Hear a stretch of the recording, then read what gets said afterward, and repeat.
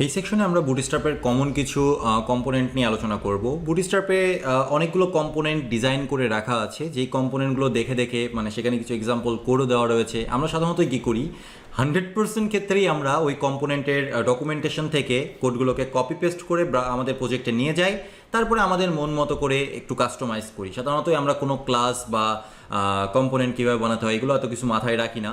সবার ক্ষেত্রে এটা প্রযোজ্য, সব সিনিয়র প্রোগ্রামাররা এটা করে থাকে। তো এই জন্য আসলে আমাদের এত বেশি মুখস্থ রাখারও দরকার হয় না প্রত্যেকটা ফ্রেমওয়ার্কের প্রত্যেকটা বিষয়বস্তু। আমরা ডকুমেন্টস থেকে কোডটাকে কপি করে নিয়ে যাব এবং সেইটা পেস্ট করে নিজের মতো করে কাস্টমাইজ করেই কাজটা করব। কিছু কিছু প্রজেক্ট, কিছু কিছু কম্পোনেন্ট আছে যে কম্পোনেন্টগুলো আমরা প্রতিনিয়ত ব্যবহার করে থাকি, সেই কম্পোনেন্টগুলোর প্রত্যেকটা ক্লাস অটোমেটিক্যালি মুখস্থ হয়ে যাবে কাজ করতে করতে। এটা নিয়ে এত টেনশন হওয়ার কিছু নেই। এই সেকশনে আমরা আলোচনা করবো হচ্ছে নেভিগেশন বার কম্পোনেন্ট নিয়ে, কার্ড কম্পোনেন্ট নিয়ে, লিস্ট গ্রুপ, টেবিল এবং ফর্ম, এগুলো নিয়ে কিছু কাজ করব। তো আজকের লেকচারে আমরা আলোচনা করব ন্যাপবার নিয়ে।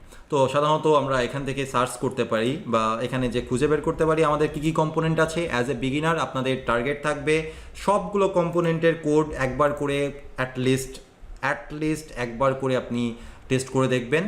আর পরবর্তীতে প্রথমবার প্র্যাকটিসের পরে যে আপনি সার্চ করতে পারেন এখানে, যে কারণ আপনার কম্পোনেন্টের নামগুলো তো অ্যাটলিস্ট মুখস্থ হয়ে যাবে, তাই না? সো আমি এখানে বললাম ন্যাপবার।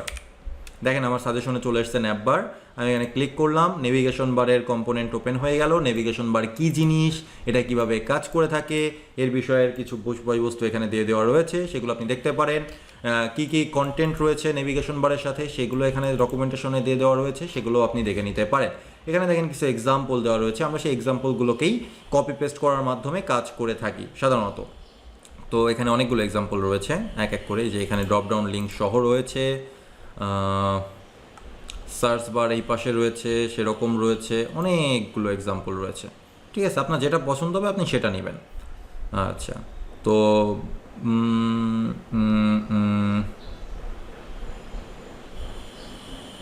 এখানে পাওয়ার মানে নেওয়ার মতো তেমন কোনো এক্সাম্পল পাচ্ছি না। প্রথমটাই পারফেক্ট ছিল আই গেস আমার জন্য। সো এটা ড্রপডাউনও রয়েছে, সার্চ রয়েছে, এটা আমি কপি করে নিলাম।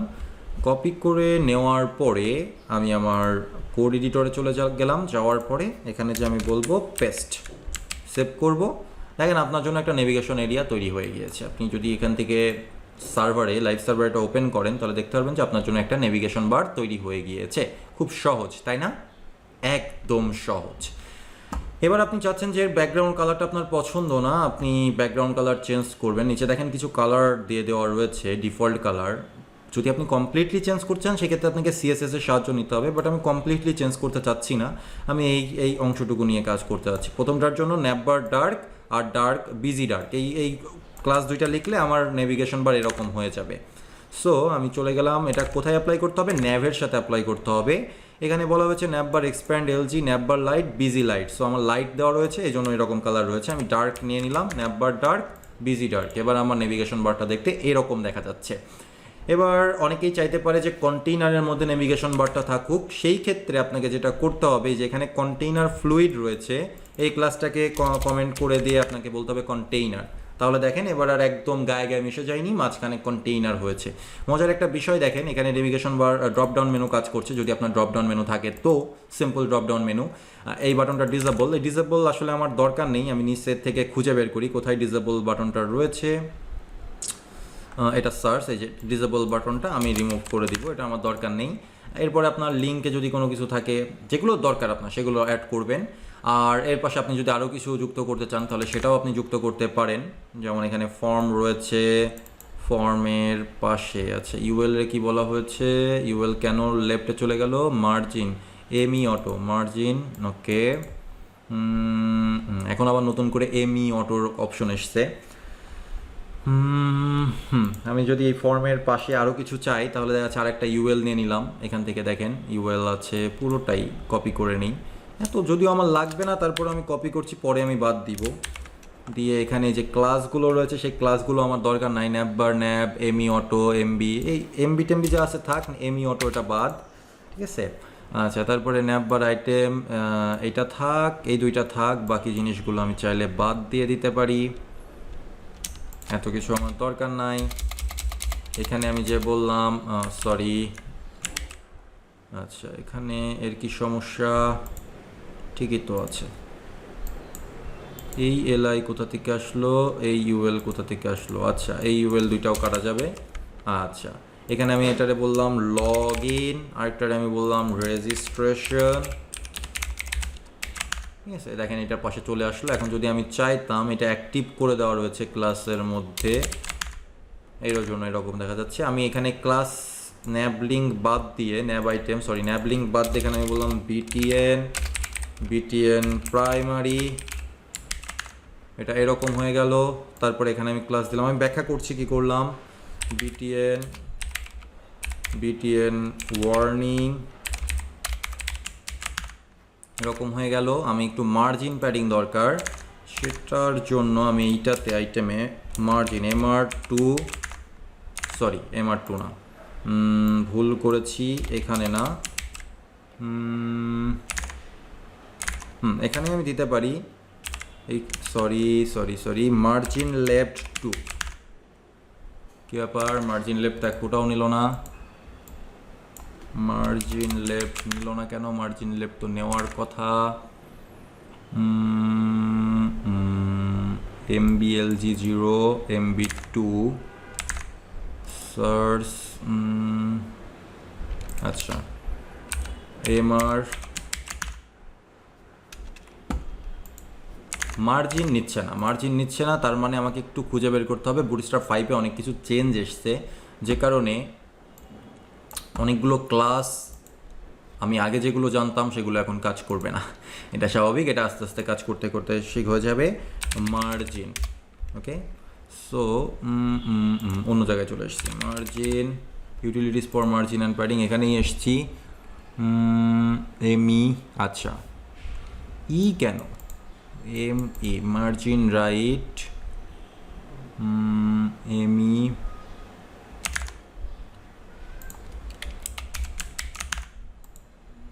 মার্জিন এমই হবে, but I don't know exactly why যে এমই, এটা আমাকে খুঁজে বের করতে হবে। ইউটিলিটি সেকশনে আমি আপনাদেরকে ব্যাখ্যা করার চেষ্টা করব যে কেন এটা এমই। আচ্ছা, এবার হচ্ছে এইটার ক্ষেত্রেও তাই, এমই, ইয়েস। সো এবার সুন্দরভাবে আইটেমগুলো কিন্তু একটু ছড়ে ছিটে গেল। সো আমি যদি এবার ইন্সপেক্ট করি, দেখেন একটা নির্দিষ্ট সময়ে যাওয়ার পরে এগুলো সব হারায় গিয়েছে, এবং এখানেও আবার আমাকে এই ইটা ব্যবহার করতে হবে, মার্জিন টপ ব্যবহার করতে হবে, বা এই দুইটা আইটেমকে পাশাপাশি রাখতে চাইলে সেটাও আমি করতে পারি।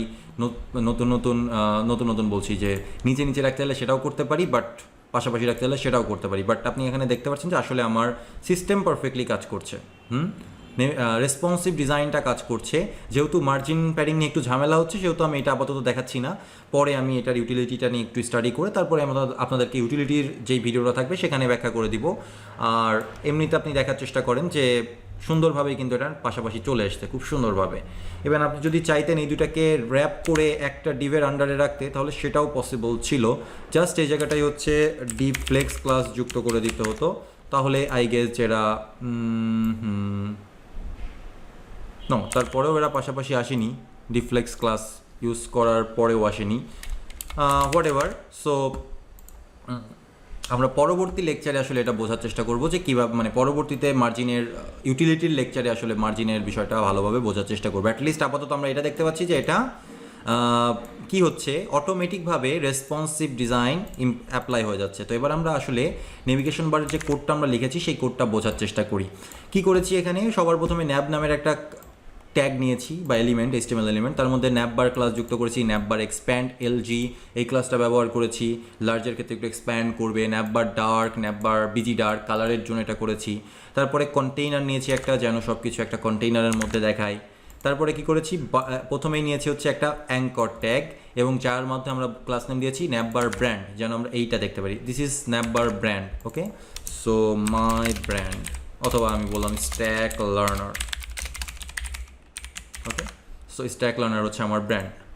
এরপরে আমি কিছু লিঙ্ক নিয়েছি, ও একটা বাটনও রয়েছে। এই বাটনটা মূলত ব্যবহার হবে যখন আমার স্ক্রিন সাইজ একটা নির্দিষ্ট জায়গায় পর্যন্ত চলে আসবে। এখানে কি করা হচ্ছে, ন্যাববার টগেলার। ন্যাববার টগেলার কি সাধারণভাবে দেখা যাচ্ছে? সাধারণভাবে দেখা যাচ্ছে না। Type button data BS toggle collapse data BS target, এটা মানে এক্সট্রা ডেটা শো করা। এখানে কিন্তু একটা জাভাস্ক্রিপ্ট কাজ করছে, যদিও আমরা কোনো জাভাস্ক্রিপ্ট কোড নিজেরা লেখিনি, তারপরেও বিহাইন্ড দ্য সিন একটা জাভাস্ক্রিপ্ট কাজ করছে। সেই জাভাস্ক্রিপ্টের কাছে এক্সট্রা ইনফরমেশন পাঠানো হচ্ছে ডেটা বিএস টোগেল। আগে হলে পারে আমরা লিখতাম ডেটা টোগেল, এখন আমাদেরকে লিখতে হচ্ছে data BS, BS for bootstrap toggle collapse. এটা জাভাস্ক্রিপ্টের কাছে পাঠানো হচ্ছে। ডেটা বিএস টার্গেট, টার্গেট কি, আমি একটা আইডি প্রোভাইড করছি, সেই আইডিটা প্রোভাইড করা হচ্ছে ওখানে। তারপরে হচ্ছে aria controls, navbar supported content, aria expanded false, aria লেভেল টগেল, এগুলো বিভিন্ন রিডার যে ডিভাইসগুলো রয়েছে স্ক্রিন রিডার, তাদেরকে ইনফরমেশন প্রোভাইড করা হচ্ছে এই তিনটা ইসের মাধ্যমে।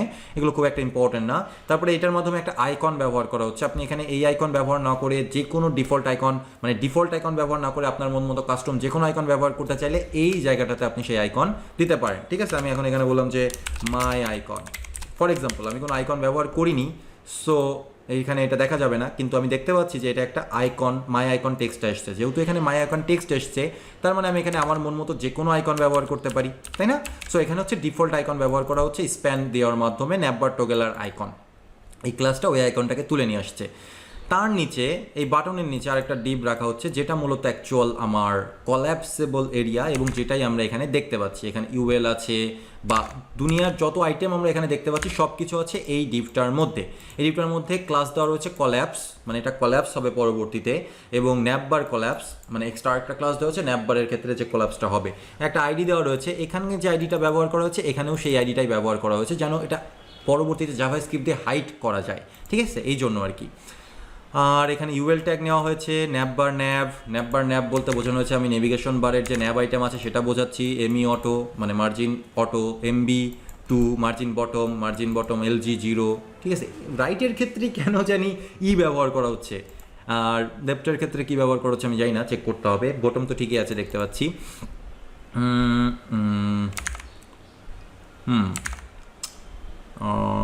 আর এর ভিতরে এলআই ট্যাগ নেওয়া হয়েছে। এলআই ট্যাগের মধ্যে প্রত্যেকটার ক্লাস দেওয়া রয়েছে ন্যাব আইটেম। তাহলে আমার ইউএল এর ট্যাগ হচ্ছে ন্যাববার ন্যাব, এলআই এর ট্যাগ হচ্ছে ন্যাব আইটেম, এবং এলআই এর মধ্যে ব্যবহার করা হচ্ছে অ্যাঙ্কর ট্যাগ। যেহেতু প্রত্যেকটা এখানে লিঙ্ক, সেহেতু অ্যাঙ্কর ট্যাগ ব্যবহার করা হচ্ছে, এবং এটার ক্লাস নেম হচ্ছে ন্যাব লিঙ্ক।